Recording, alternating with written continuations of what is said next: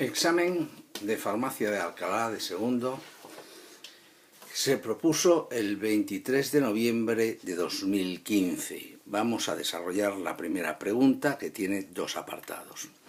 Justificar razonadamente los hechos experimentales que se indican a continuación, indicando los mecanismos y las condiciones de reacción.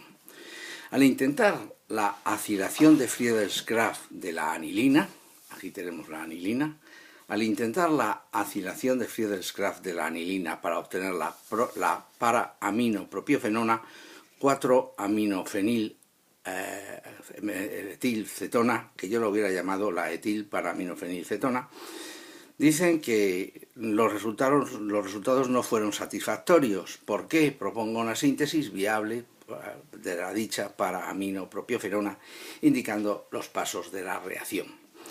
El problema que tiene la molécula de anilina es la altísima reactividad como nucleófilo y como base, pero más como nucleófilo, del grupo amino, que compite con la reactividad de las posiciones orto-para del anillo aromático.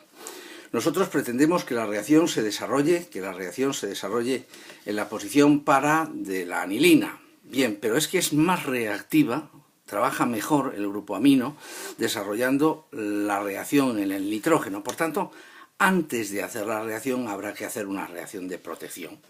Esto viene clarísimamente explicado en el volumen número 3 de los libros del profesor Soto, en la página 149, donde me hablan de las reacciones de sustitución electrofílica en las aminas aromáticas, lo complicado que resulta la halogenación, cómo la reacción de halogenación se desarrolla de manera incontrolada en todas las posiciones, y me habla de cómo se desarrolla el proceso de protección, de cómo la anilina se transforma en la amida para hacer la monoreacción, la monohalogenación o la mononitración en las posiciones ortopara, y luego se remueve la protección. En concreto, la reacción de nitración es la que más utilizan en los exámenes de Alcalá, y aunque no viene un poco al caso, pero vamos a repasar la nitración como la halogenación. La nitración de una amina aromática, primaria o secundaria, se realiza generalmente previa acilación del grupo amino. La acilación es conveniente porque rebaja la reactividad del anillo, evita la formación de resinas, etcétera, etcétera, etcétera. Es decir, para la obtención de este compuesto, para la resolución de este ejercicio, lo que hay que hacer es partir de la molécula de anilina, tratarla con una molécula de haluro de ácido, aceptar que la reacción se desarrolla en el nitrógeno mediante el mecanismo general de los derivados de ácido, de adición-eliminación o sustitución acílica, como ustedes prefieran llamarlo, y una vez que se ha protegido y rebajado la reactividad del nitrógeno y del anillo aromático, se procede a hacer la acilación de Friedel-Crafts. No me he olvidado del transportador de carga, no lo he puesto porque estoy trabajando con un anillo aromático tremendamente reactivo. He desarrollado la reacción de sustitución en la posición para, y el último paso que desarrollo es la hidrólisis del grupo amido, de la amida en cuestión, y entonces ya libero la función amina y obtengo el producto final. Luego la resolución del ejercicio es primero formar la amida para proteger, luego hacer la acilación en la posición para, y luego proceder a la remoción de la protección con una hidrólisis o bien ácida o bien alcalina. Eso es igual porque las dos hidrólisis me valen.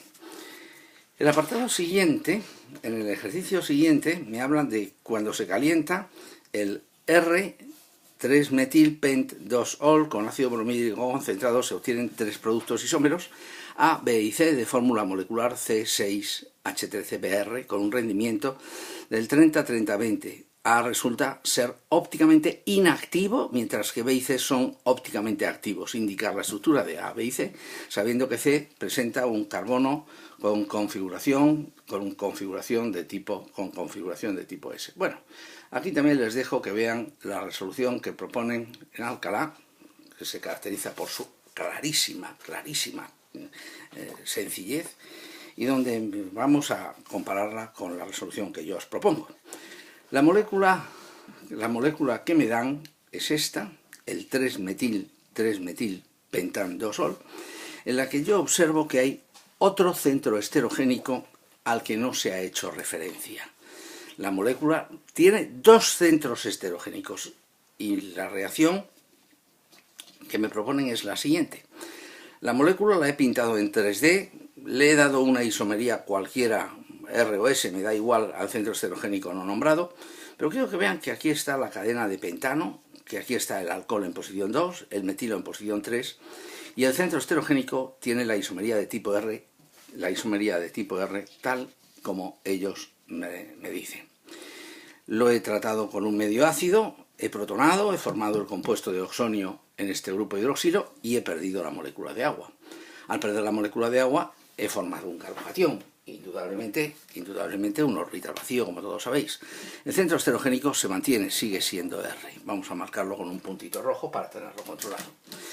¿Qué es lo que sucede cuando ese carbocatión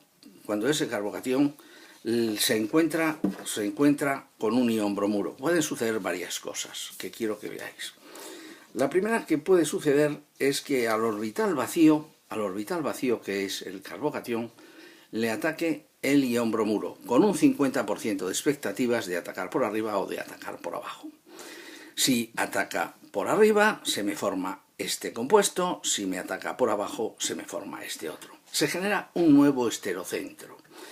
En las dos estructuras, el centro heterogénico que traía la molécula de partida R es común, lo tienen y lo mantienen, pero se ha generado un nuevo carbono esterocéntrico que puede ser R o puede ser S. Por tanto, esto es una mezcla de diasterómeros. Recordarán que los diasterómeros es cuando tienen una parte común y una parte diferente. Pero otra posibilidad que puede pasar es que el carbocatión secundario desarrolle una transposición. Piensen que si se transpusiera el átomo de hidrógeno, el carbocatión se convertiría en un carbocatión terciario, y ese carbocatión terciario recibiría el ataque del ion bromuro, bien por arriba, bien por abajo, pero ahora no tiene importancia porque el carbono que recibe el bromuro para formar el compuesto final no genera un centro heterogénico. Por tanto, han desaparecido los centros heterogénicos y la molécula es ópticamente inactiva.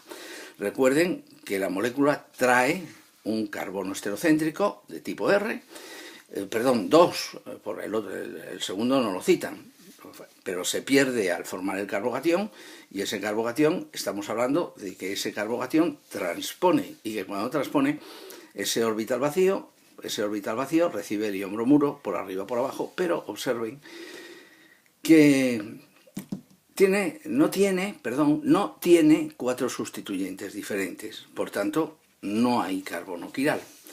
Los datos para identificar quién es el compuesto A, quién es el compuesto B y quién es el compuesto C, vamos a ver, se los leo porque yo no lo tengo a la vista, pero quiero que vean ustedes los compuestos.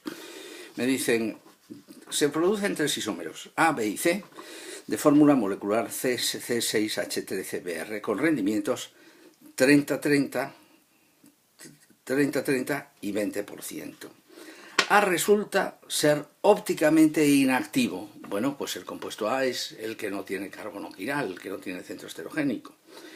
Mientras que B y C son ópticamente activos. Ya hemos quedado que son diasterómeros, que tienen un carbono quiral común y otro diferente. Por tanto, son estructuras diastereoisoméricas. Indique la estructura de A, de B y de C, sabiendo que el compuesto C tiene un carbono con configuración de tipo S. Bien, este fue el primer ejercicio, sus 2 apartados.